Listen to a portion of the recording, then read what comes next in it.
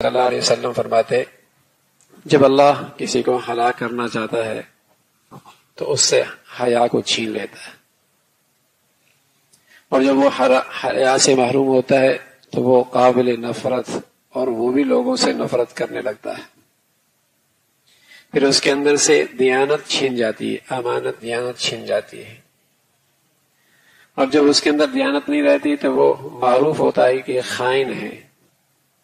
اور جب وہ خائن بنتا ہے تو اس کے اندر کے خانوں میں کہیں رحم دلی باقی نہیں رہتی، رحم نکل جاتا ہے،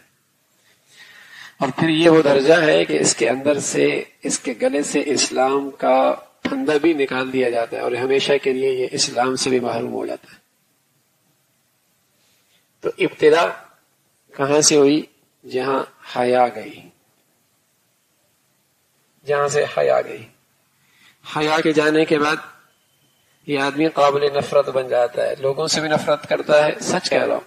اگر ایک مرد کے دل کے اندر حیا نہ رہے نا تو وہ کبھی اپنی بیوی سے محبت نہیں کرے گا،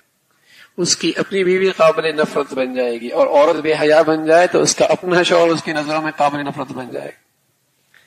بلکہ آج بڑی جوانیاں جن کے شباب داغدار ہو جائیں اور آنکھیں بے حیا ہو جائیں اور ان کی حیا رخصت ہو جائے تو ان کے دلوں کے اندر ماں باپ کی حیا کا کوئی خانہ نہیں رہتا، ماں باپ کی عزت حرمت کا کوئی خانہ ان کے دل و دماغ میں نہیں رہتا۔ جس کا بھی حیا داغدار ہو گیا وہ قابل نفرت ہے، وہ لوگوں سے نفرت کرنے لگتا ہے،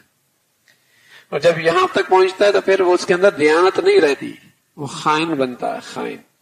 اور جب خائن بنتا ہے تو اس کے دل کے اندر سے رحم کا سارا مادہ بھی نکال دیا جاتا ہے، اور جب اس اسٹیج پہ آتا ہے تو وہ اسلام کے دولت سے بھی محروم ہو جاتا ہے۔ اس لیے میرے نبی فرمایا کرتے تھے، تمام انبیاء علیہ الصلوۃ والسلام کی یہ بات چلی آ رہی ہے، سب کا ایک مشترکہ معقول ہے، اذا فاتک الحیا فافعل ما شئت، جب حیا رخصت ہو جائے تو پھر کچھ بھی یہ کر سکتا ہے۔ یہ جو آپ کو معاشرے کے اندر بس اوقات درندگی نظر آتی ہے نا، کہ عورت نے اپنے شوہر کو ذبح کر دیا اور شوہر نے اپنی بیوی کو قتل کر دیا، یا جوان بچے اور بچیاں ماں باپ کے ہاتھوں سے قتل ہو گئی، یہ رحم کیوں نکل گیا؟ اس کے پیچھے وہ بے حیائی کی جراثیم ہے۔ یہ توان کی بنیادوں پر جو قتل ہو رہے، بوریاں بند لاشیں مل رہی اور انسانی جسموں کے ٹکڑے کیے جا رہے، ندیوں میں پھینکا جا رہا ہے، اس کے پیچھے وہی بے حیائی کی جراثیم ہے۔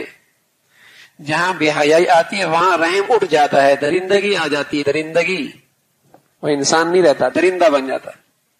اس لیے کہ میرا نبی نے کہا ہے، تو جو معاشرے کے اندر بے حیائی رواج پائے گی تو درندگی آتی چلی جائے گی، انسانوں کے اندر سے رحم ختم ہو جائے گا۔ آپ دیکھیں کتنا بے رحم ہو گیا آج انسان، کتنا بے رحم ہو گیا، اس لیے کہ اس میڈیا نے اس کی آنکھوں سے حیا چھین لی ہے، اس کے اندر سے حیا رخصت ہو گئی، نہ مرد میں رہی نہ عورت میں نہیں رہی، تو اندر درندگی آئی ہے، رحم نہیں رہے گا، اس لیے کہ جس اندر سے حیا چلی جائے گی وہاں رحم نہیں رہے گا، وہ درندہ بنے گا اندر سے، بے رحم انسان۔ آپ ڈاکٹروں کو دیکھ لیں، انجینئروں کو دیکھ لیں، ہر شعبے زندگی کو دیکھیں، ایسا لگتا ہے درندگی ہے۔ کیوں؟ اندر سے حیا رخصت ہو گئی۔ وہ مریض تڑپ رہا ہے، اسے اپنے پیسوں کی پڑی ہوگی، وہ اپنا پیٹ بھرنے کے لیے ایسے خطرناک راستے بنائے کہ ہزاروں کی جانیں چلی جائیں لیکن اس کا پیٹ بھر جائے، دوسرے زہر کھا لیں لیکن اس کا پیٹ بھر جائے۔ یہ کتنی بے رحمی ہے آج معاشرے کے اندر، رحم رہا ہی نہیں، اس لیے کہ حیا نہیں رہی۔ میرے نبی نے کہا کہ جس دل کے خانے سے حیا رخصت ہو جائے گی وہاں رحم دلی چلی جائے گی،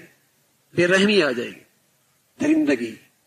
اس کے اندر وہی بھیڑیا والے عادتیں آ جائیں گی، چیٹ پھاڑنا،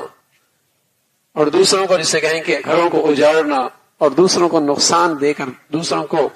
ہلاکت میں ڈال کے خوش ہونا، یہ درندگی۔ تو میرے نبی نے فرمایا اس کی بنیاد کہاں سے پڑی ہے؟ جب حیا رخصت ہو گئی، حیا رخصت ہو۔ اور بدقسمتی سے جس نئی تہذیب سے آج انسانیت کا واسطہ پڑ رہا ہے وہاں تو حیا ایک عیب ہے، جو نئی تہذیب فروغ پا رہی ہے دنیا میں وہاں تو حیا ایک عیب ہے۔ اگر کوئی لڑکا لڑکی سے بات نہیں کرتا تو کہتے ہیں یہ جنسی مریض ہے یا نفسیاتی مریض ہے، وہاں تو یہ شرم و حیا عیب بن گیا۔ اگر کوئی لڑکا لڑکی سے آزادانہ کالج میں یونیورسٹی میں بات نہیں کرتا تو سمجھتا یہ جنسی بیمار ہے یا کوئی نفسیاتی مریض بن چکا ہے یہ. اور جس لڑکی کے بہت سارے یار ہوں، ہاں یہ بڑی با اعتماد ہے، اسے دنیا سے ملنا آتا ہے، بات کرنا آتا ہے، اس کے اندر بڑی صلاحیت ہے. اور جو لڑکا جتنا بے حیا ہو، حالات کے تقاضوں سے واقف ہے. یعنی اس سوسائٹی کے اندر تو، اس تہذیب میں تو شرم و حیا عیب بن گیا اور بے حیائی کمال بن گیا. تو پھر وہی ہوگا جو آج میرا منظر معاشرہ دیکھ رہا ہے، جہاں اسکولوں کے اندر بھی اسی بے حیائی کو رواج دیا جائے، کلبوں کے اندر، پارکوں کے اندر بھی اسی کو اویاری دی جائے، اور جہاں مخلوط قسم کے سوئمنگ پول بنا کر اور مخلوط محفلیں جمائی جائیں تو وہاں بے حیائی کو فروغ دیا جائے، تو پھر درندگی معاشرے میں نظر آئے گی. پھر باپ کے ہاتھ، بیٹے کے ہاتھ سے باپ ذبح ہوگا، پھر بیٹی کے ہاتھ سے ماں قتل ہوگی، پھر اسکول کالج میں طلباء کے ہاتھوں سے اساتذہ کی پٹائی ہوگی، پھر وہاں رینجرز رکھے جائیں گے، رینجرز بلائی جائے گی کہیں کوئی بیٹی بھاگ نہ جائے، کوئی بیٹا کسی کی بیٹی کو لے کر نہ چلا جائے. یہ سب کچھ منظر ہوگا جب بے حیائی کو رواج دیا جائے گا. نبی علیہ الصلوۃ والسلام فرمایا کرتے تھے، ما كان الفحش في شيء الا شانه وما كان الحياء في شيء الا زانه. فرمایا جہاں بے حیائی آتی ہے وہ چیز عیبدار بن جاتی ہے، چاہے کسی معاشرے میں آ جائے، چاہے کسی گھر میں آ جائے، چاہے کسی سوسائٹی میں آ جائے، چاہے کسی تعلیمی ادارے میں آ جائے، چاہے کسی کی ذات میں یہ بے حیائی آ جائے، وہ عیبدار ہے میرے نبی کی نظر میں، میرے اللہ کی نظر میں وہ عیبدار.